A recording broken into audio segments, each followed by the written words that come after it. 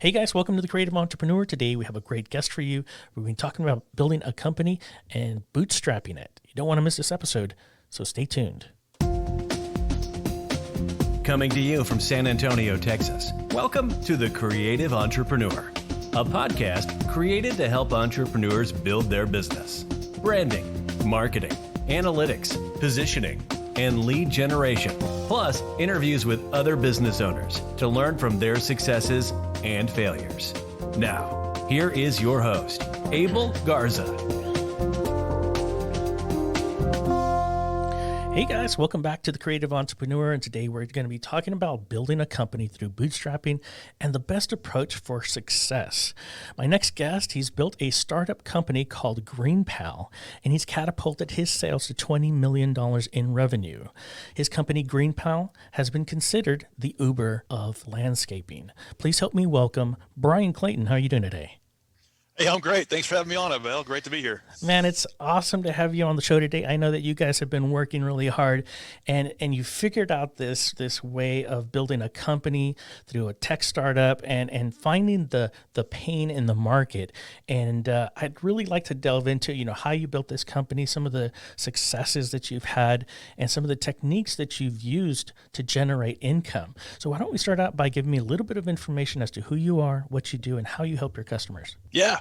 So I'm CEO, co-founder of a company called GreenPal. It's basically, in one sentence, it's the Uber for lawn mowing. A homeowner needs to get their lawn mowed. They can just use our app to get hooked up with a great lawn mowing service in their neighborhood. In less than a minute, they can hire them and get all set up. Everything goes well. They pay them right through the app and set up lawn mowing services through our platform for the entire lawn mowing season. It just happens like magic in the background. Before GreenPal, I've been at this business 7 years, but before that, I actually started a traditional lawn mowing business.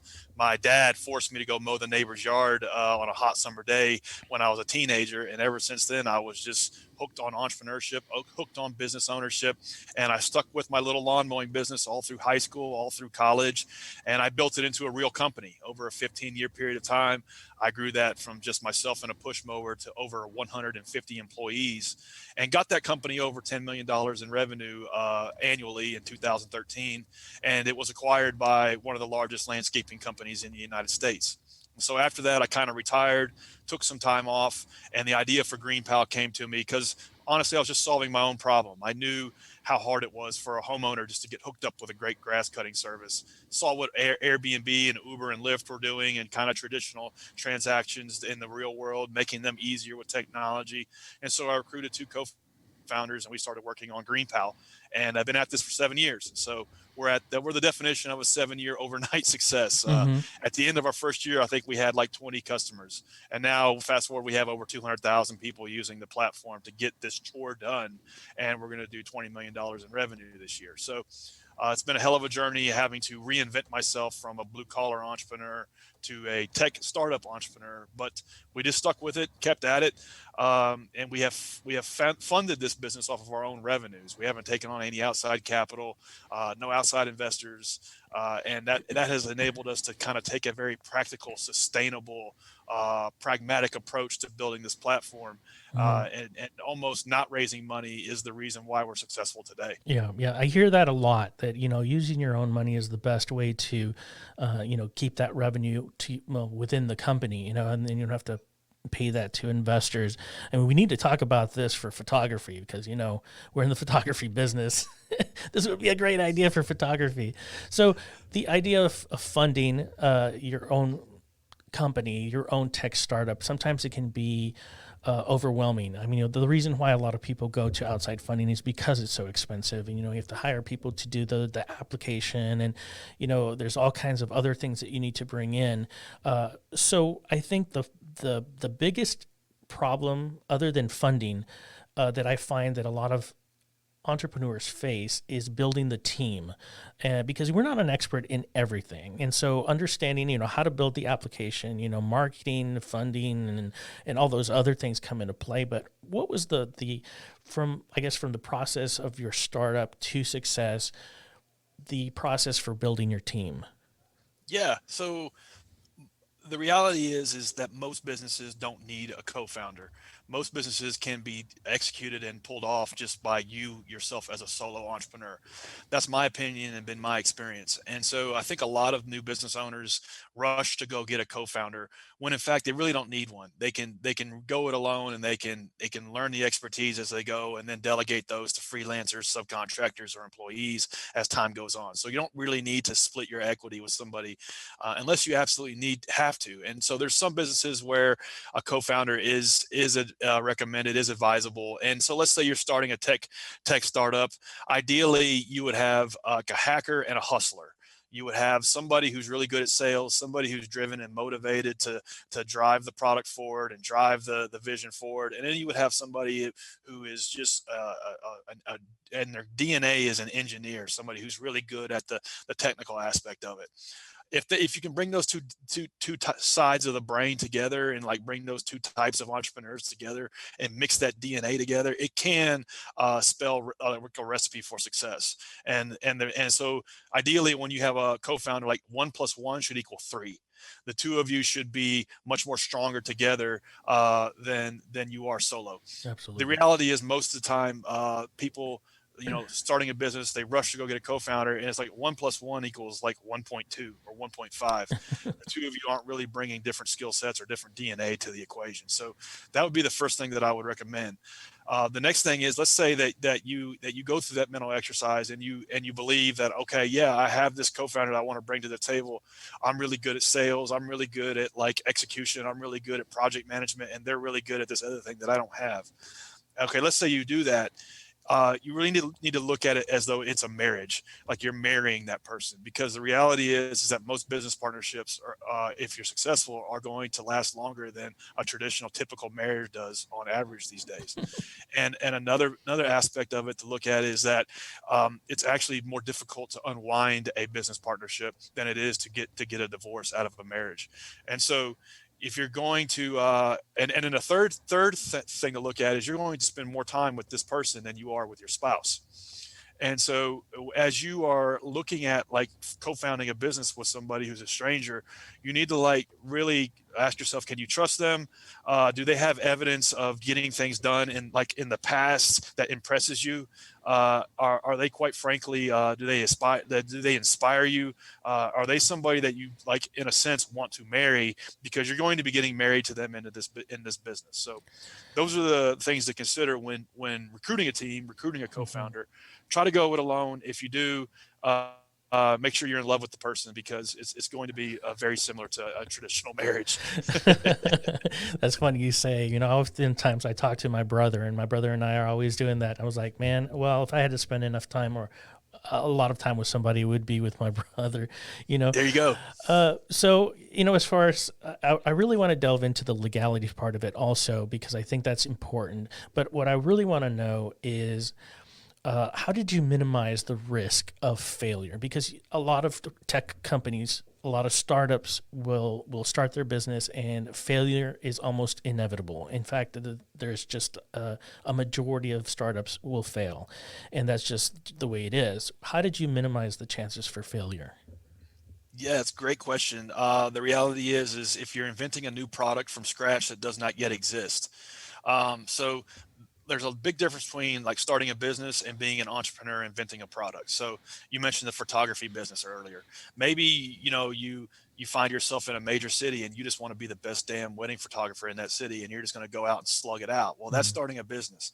But let's say you want to like start a marketplace that enables people to hire a wedding photographer at the touch of a button. Well, that's very different. That's inventing a new product from scratch. So the latter has a very, very high degree of failure rate, because you're inventing a product from scratch that does not yet exist, and you're having to breathe life into it, and you're having to try to like figure it out as you go.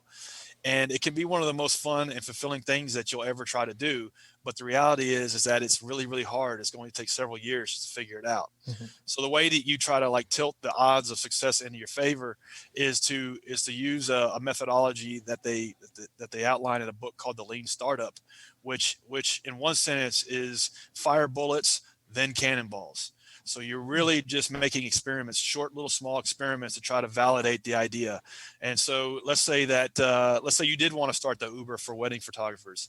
like right off the bat, I'm not sure it's a good idea, but the way that you would go about doing that is you would try to create a prototype, hack together something as simple as you can and put it in front of people and see if they would use it. You might try to hand crank your first dozen people or 100 people to try to use this prototype to book a wedding photographer through your interface. And then if you got validation, it's like, yeah, you know what? I was able to hustle together through flyers or whatever means necessary, 12 people to book a wedding photographer on my prototype. Then you have some sort of validation that it's worth going into the lab for a year and building this thing. Yeah. The problem is most people just like rush into into their laptop and they start writing code, or they pay a developer and they just build this idea before doing any of that customer research, and then they've wasted a year or 2 or 3 years of their time and money. And that's one of the reasons why most tech startups fails, because they don't do this experimentation, this upfront validation of the idea, and then continue that ethos of experimentation throughout the journey of breathing that company to life. Yeah. So that's one of the ways to tilt the odds in your favor. Another thing that's helped us is that we have funded the business only on its own revenues. And so it's like scarcity is the mother of invention. Like, we had to focus on one thing, and that's delighting users, delighting customers. If we weren't solving their problem, they weren't going to pay any money to get the services done on our platform. So constantly having to make sure customers are happy and make sure users are happy is table stakes if you're funding the business yourself. And that's one of those things that's kind of kept us disciplined throughout the last 7 years of building a product that people love to use, is because, quite frankly, we had to pay our own bills with the revenue. Whereas if you raise $100,000 or $1 million or $10 million from investors, a lot of times that can paper over these things and waste your time and waste a lot of capital. Mm-hmm. And, in the beginning, you talked about the pain in the market and how it was difficult for other landscapers to get with the customer or find the customers. And I think that's one of the things that a lot of people don't do in the beginning as well, is find that pain and understand that there is pain in the market. One of the ways I advise some of the entrepreneurs that I get in touch with is to listen for this phrase. If you can listen for this phrase, I think it kind of pinpoints what the pain in the market would be, is, man, I wish. Anything that follows man, I wish, I think that will pretty much give you the idea of what that pain is in the market. And if you tackle that pain and then you start doing your market research like you did, and then, you can figure out what type of funding you want to do. But if you can start at least with the pain in the market and then look at how you're going to research that particular pain in the market, whether or not it's a pain or not. I'll give you an example. A guy came to me the other day and he's like, "Hey, Bill, I have this great opportunity. I'm going to be buying this van. It's got all the carpet cleaning equipment in there, and I got it for $50,000, and I'm going to start cleaning carpets, and I'm going to make a bunch of money." And I said, "Oh man, that's awesome. But how are you going to do that if everybody in your neighborhood has hardwood floors?" And he's like, holy crap, dude, I didn't think about that. I said, "Yeah, well, what's the first thing you got to do?" He said, "Well, maybe I can call some people and, check to see if they have carpet or hardwood floors, or maybe I can call some of the manufactured homes or the homes that are the home builders and what they're installing in the house." It's like, yeah, you got to do your research, do a sample of maybe 100 people or so and figure out whether or not these people have hardwood floors. Maybe you need to invest in a hardwood floor cleaner. So, it's just one of those things that if you're going to be building a company, if you're going to be building a business, you have to know whether or not it's going to be viable. Regardless, it doesn't matter. If you're going to invest your own money, even if you're investing other people's money, you still want to do the research, because if they're investing their money, they're going to say, "What type of research have you done? Who have you called?" Yeah, absolutely. They're going to ask for numbers and research and how much, what have you done to get that market research, even if it's secondary or firsthand, it doesn't matter. But they're gonna want that information, and you as a business owner should be doing that anyways. And I think that a lot of people who start their own business, they just do that willy-nilly and just do that blindfolded, and not knowing whether or not they're going to have a viable company.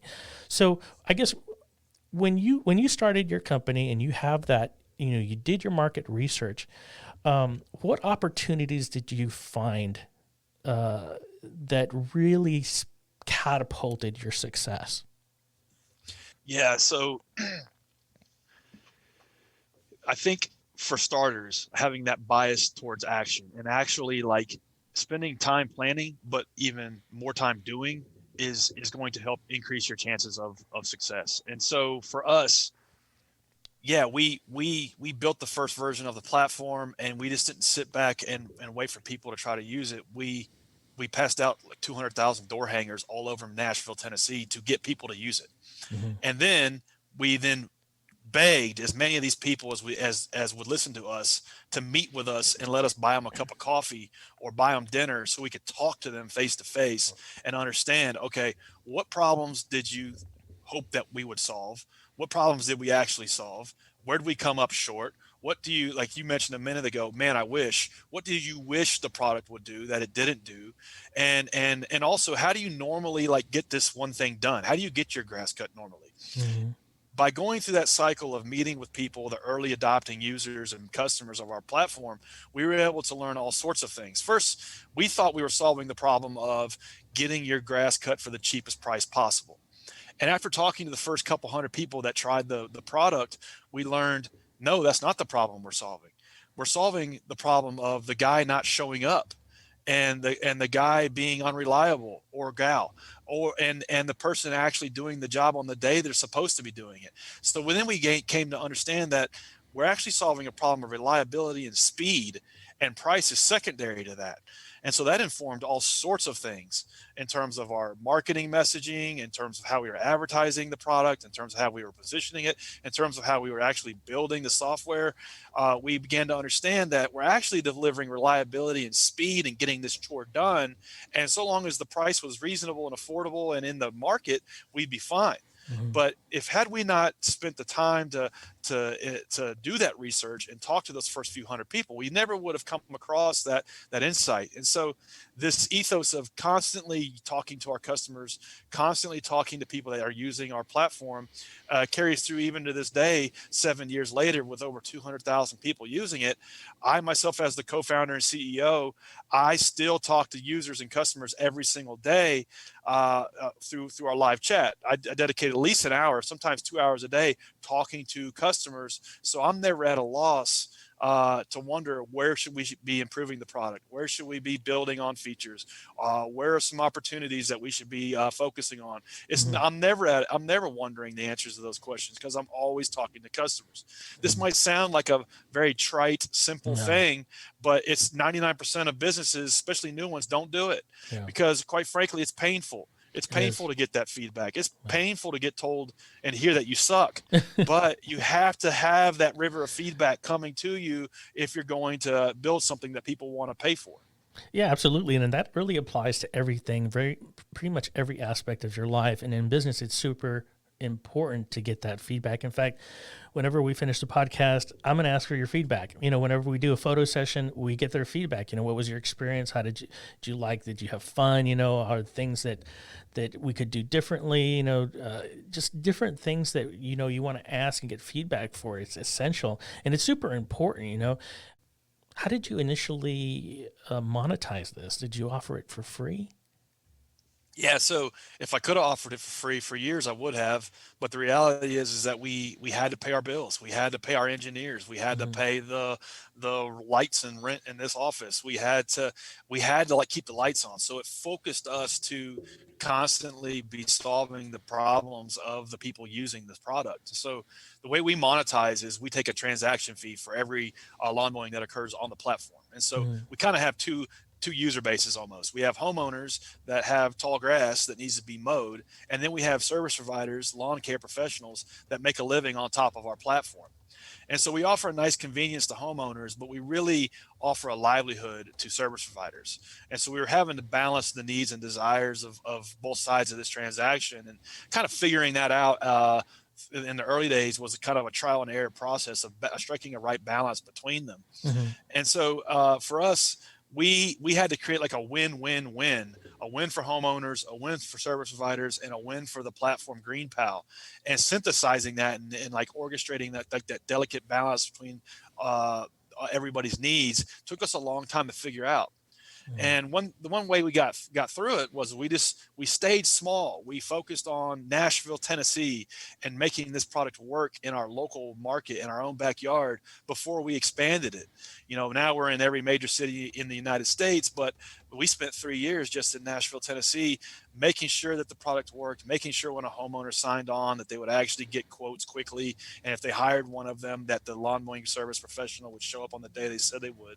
It took a long time to figure this stuff out, but we just kept experimenting, kept iterating, kept listening to users, and applying the feedback to making the product better, and being patient, and taking that long game approach is the reason why we're where we're at today, where we're profitable and still growing 100% year Mm. over year.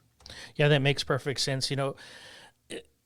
Finding your niche. I mean, you're looking at this from a perspective. A lot of people, like when they're starting the business, they have a shotgun, right, and they want to do everything. Yeah. And I'm just like, no, man, you need an arrow. Yeah. You need to find that small niche, and then you can grow. Become an Right. expert in that niche, and then grow. Because, like in photography, for example, people want to do wedding and and headshots and portraiture and boudoir and you name it. They want to do everything. I'm like, look, you want to start a photography business, because I do get a lot of aspiring photographers that come to me and say that they want to start their own business. And I say, start with one thing, and become an expert in that. Start with headshot photography or portraiture or whatever it is that you feel you have a passion for, and then you can expand from there. But I think a lot Absolutely. of people, what they do is they try to the shotgun effect, and it extends them for one. They're not an expert in it, so they'll get bad reviews or bad feedback.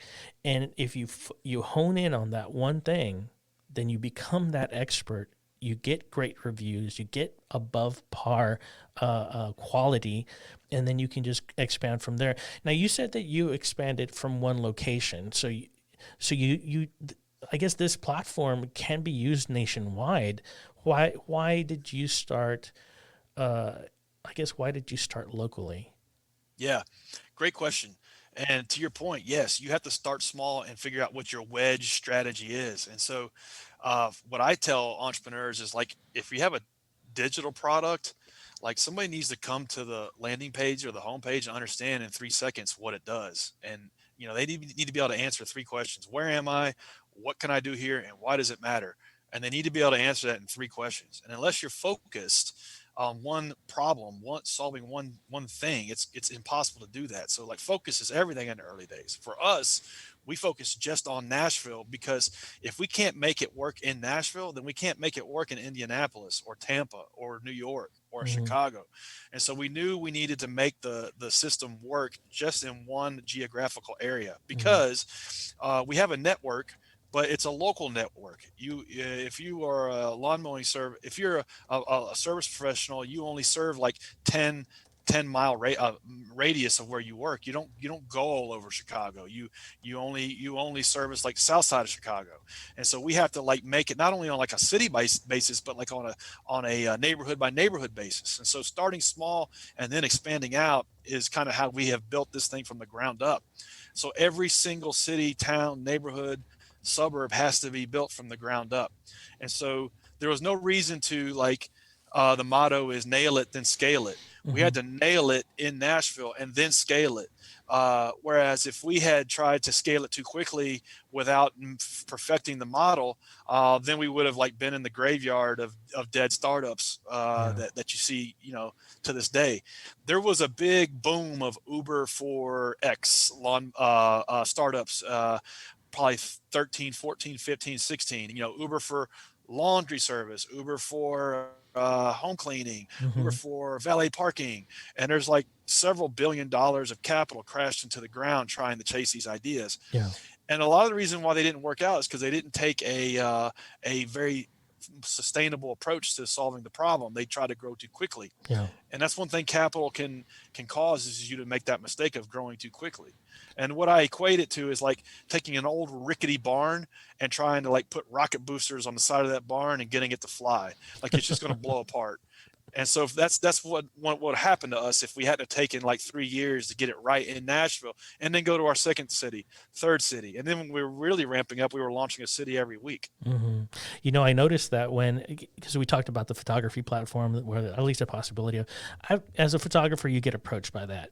And so I noticed that when I did some research on these companies that are startups and they're utilizing this type of technique or the service where the customer goes through this platform and then it's disseminated throughout I guess the service providers. And I noticed that they would start in a particular city, like let's just say they started in New York, so they will start in New York, and then they're starting to expand throughout the country. And I think, I mean, what you're telling me is that as you grow, you really need to just focus on being making sure that that area is viable. I mean, Yeah. so if you came into San Antonio, I mean, I get my lawn cut here, and I think a lot of people do in San Antonio.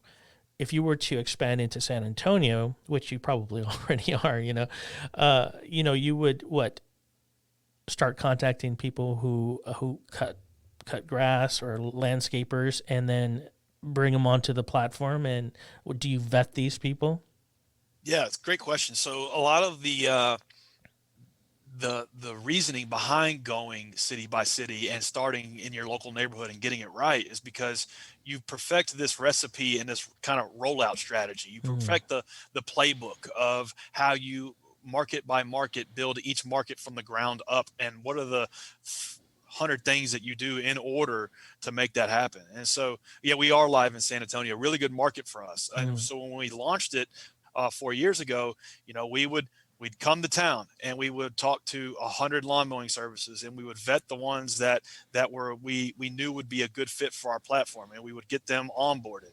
We'd make sure that they were all set up and ready to go, and then we would turn on the marketing for homeowners to come to list their lawn mowing for prices, and so those people can bid on it.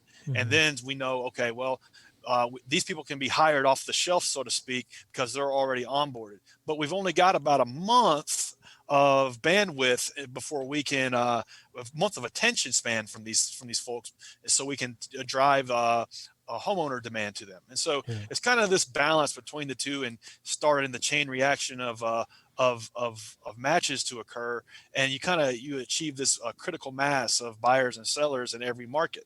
And so doing that over and over and over again is what we do, and is how we've built every market from the ground up. If we just made it to where you could hire a lawn mowing service in San Diego without doing all of those things, you as the homeowner, you list your lawn for auction and you don't get 5 bids back in less than a minute, you're not going to use it. Hmm. Whereas, if you're a lawn mowing service and there's not homeowners, who want to hire you, you're going to abandon it. So getting that right, and getting those overlaps of supply and demand to occur, in kind of manufacturing that momentum, is something we've had to do in every city from the ground up. Absolutely, absolutely. What have been some of your failures? What are some of Mm, the things that you did when you were starting this company that you know you're not going to do? yeah, yeah. So it's taken me 7 years, my team and I, 7 years to get to where we are. If I had to start all over again tomorrow or go back in time, I could probably do it all in a year. So you learn a lot. And so success is a terrible teacher. The only way you learn is through failure. And so Hmm. that's why there's like an ethos of fail fast in the tech startup world. It's like experiment that didn't work, learn, and then repeat, and do that over and over and over again. And really that can be applied to any business. Your buddy with the carpet cleaning business, the sooner he can get out there and experiment about what kind of clients he can serve, the better.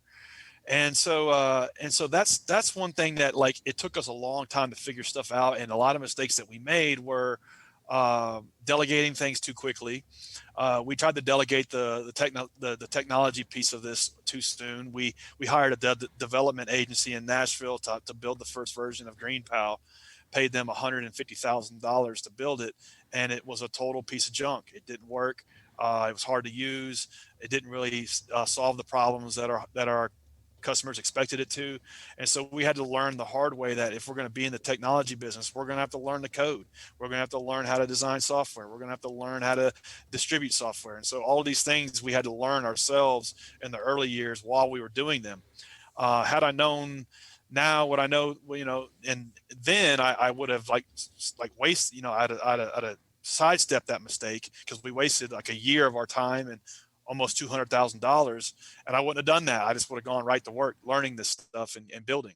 So that was a mistake, trying to delegate too quickly without having mastery of the stuff. And so one that I wouldn't make again. I guess when you delegated it, you didn't really realize whether or not they were an expert in it or whether they could do the job. Is that what you're telling me? I didn't know what I didn't know. And so they were fine. I mean, they could build Gotcha. software, Yes, sir. but the thing was, is I didn't even know what they should be building, Mm-hmm. because I didn't have my product in anybody's hands. And so the concept of iterating, which is just Mm-hmm. these small little minor improvements over and over and over again, thousands, tens of thousands, hundreds of thousands of these improvements on Yeah. your software product, is just how software gets built. And so when you don't have the ability to write code yourself, you're then reliant on a third party shop to do these things.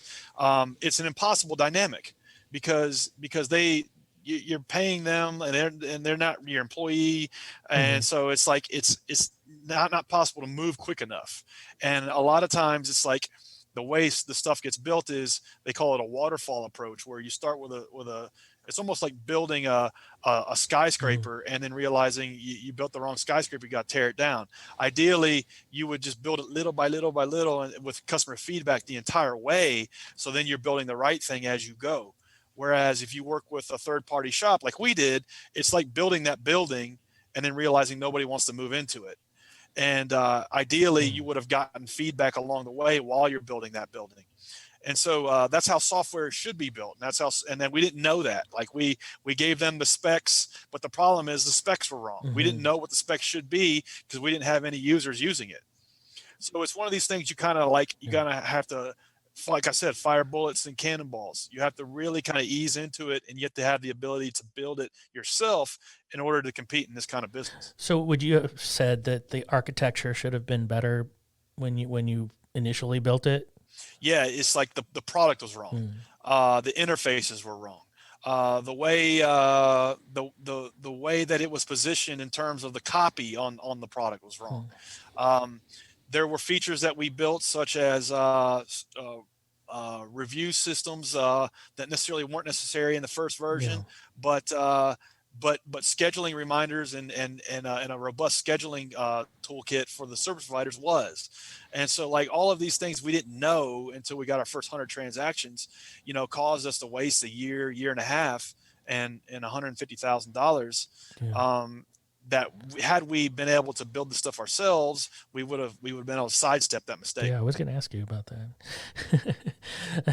That's awesome, man. I mean, it's what a great concept. I love I love when people are successful. I just love it. I think that's primarily why we started this podcast, is to help other people start their business, and seeing you being successful with this company it's amazing.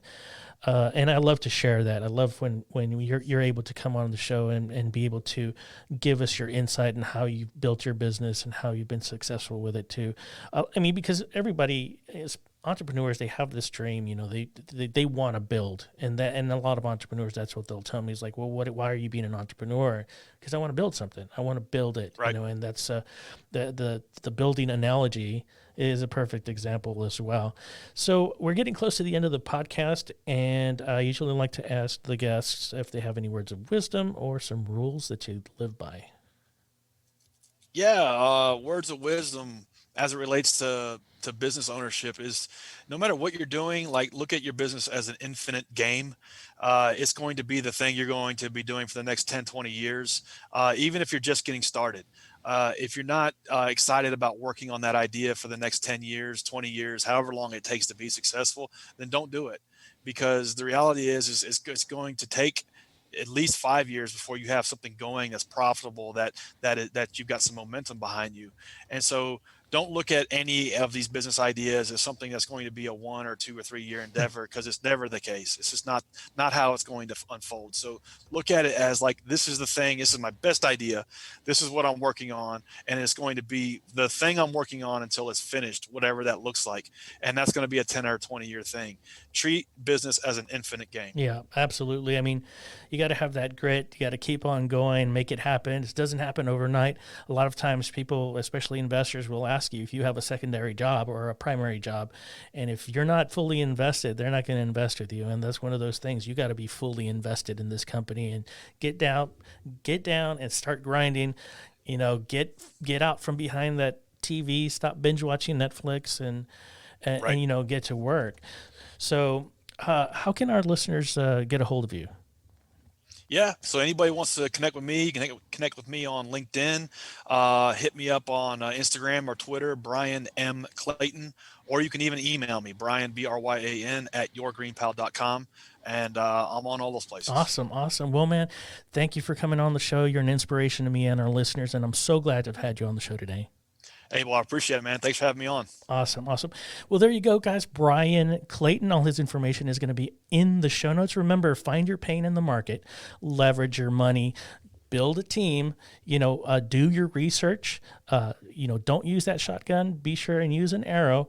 Don't delegate too quickly. And so just get out there and definitely grind and find that grit that you have.